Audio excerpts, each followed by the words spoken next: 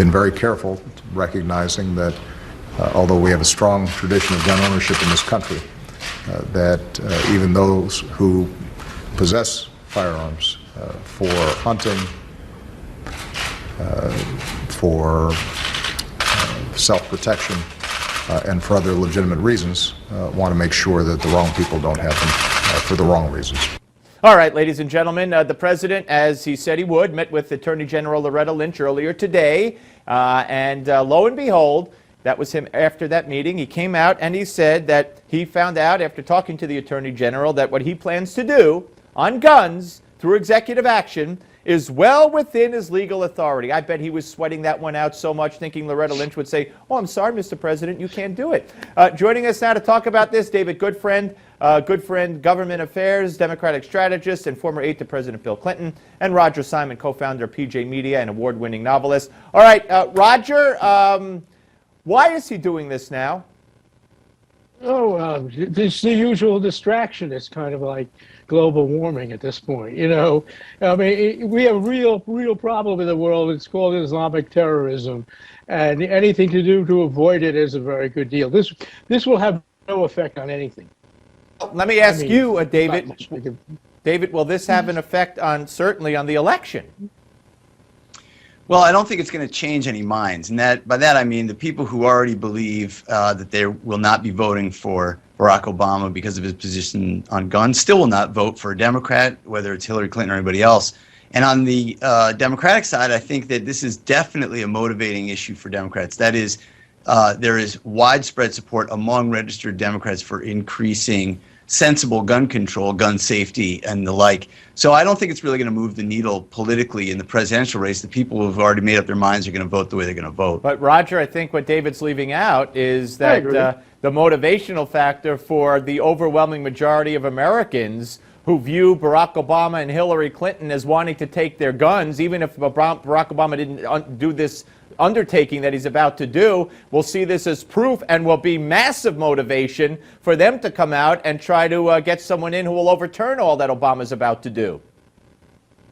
Yeah, maybe, but I think so in a way. But I have to agree with David, this is really a big bunch of nothing.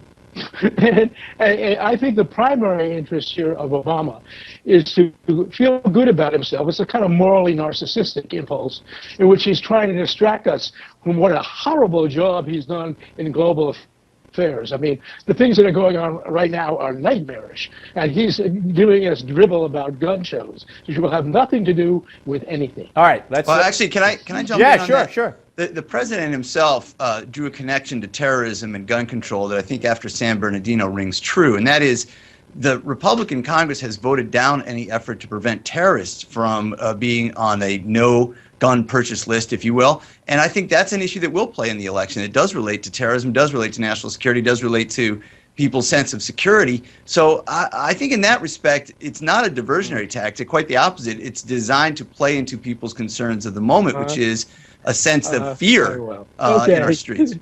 Well, the problem with as the great Luigi Pirandello once said, "It is so if you think so." Well, the problem with the no-fly list is that it's a flawed list. Law enforcement will tell you so. Senator Ted Kennedy could have told you so because he was on the no-fly list. And to deny Americans who were on the no-fly list through no fault of their own the right to have a gun is unconstitutional and is absurd and obscene. And until they can fix that list, which they have no desire to do, and is the government beyond adding people to the list that they don't want to have guns? That's what people don't trust, and that's why that terrorism argument is flawed, because it's a flawed list. But this is election season, right? I mean, let's face it, we can talk about the constitutionality or finer policy points, but it's election season. It's crazy time. People are trotting out arguments. I mean, I don't have to tell you guys this. You see it all the time. There's arguments being trotted out in the political campaign that are just designed to play to people's fears. So if people are afraid of being shot by a stray bullet, or afraid of a terrorist getting a gun and shooting up their community,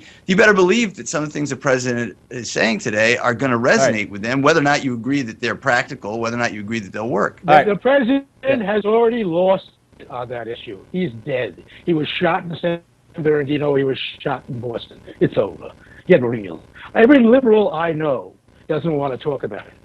All right, let's talk about Bill Clinton, who is David's. How many liberals you know, man? I want to know. David's old boss. David's old boss, one. Bill Clinton, back on the Yes. campaign trail today. Now, Pat Buchanan had predicted on Wednesday that Hillary would back off the sexism charges against Donald Trump, and Bill Clinton wouldn't mention Donald Trump's name. Hillary had a rally over the weekend. Donald Trump the next day said, guess who she didn't mention? Me. And today, Bill Clinton not only didn't mention Trump, David, but when he was asked by a CNN reporter afterward about Trump, he wouldn't answer the question. So is it working? Is now Hillary going to have to back off all this sexism talk because Bill's out there? No, because if you look at women's support for Bill Clinton up to the very bitter end of his presidency, it was extremely high. The majority of women in the United States still believe Bill Clinton's presidency was good in the form of pay equity, in the form of family leave. Look, I mean, we can try to debate here on this TV program whether women will support Hillary Clinton or Donald Trump, whether he calls her sexist or the other way around. She's going to win the women's vote. Surprise, surprise, folks. All and right. Donald Trump would be the best thing to happen to her All right, campaign. Roger, Juanita Broderick is now speaking out. Kathleen Willey is speaking out. And today I just saw that the one that the Paula Jones is speaking out. Is this going to hurt? What will really hurt, that will hurt, but what will really hurt actually is the Bill Cosby affair. Because the Bill Cosby affair, now Bill Cosby is worse than Bill Clinton, clearly, but the Bill Cosby affair reminds us of males out of control. All right. And We got to leave it there, about the Roger. We got to leave it there. women David and Roger, that thank you enable both. More from another panel coming up next. Don't go away.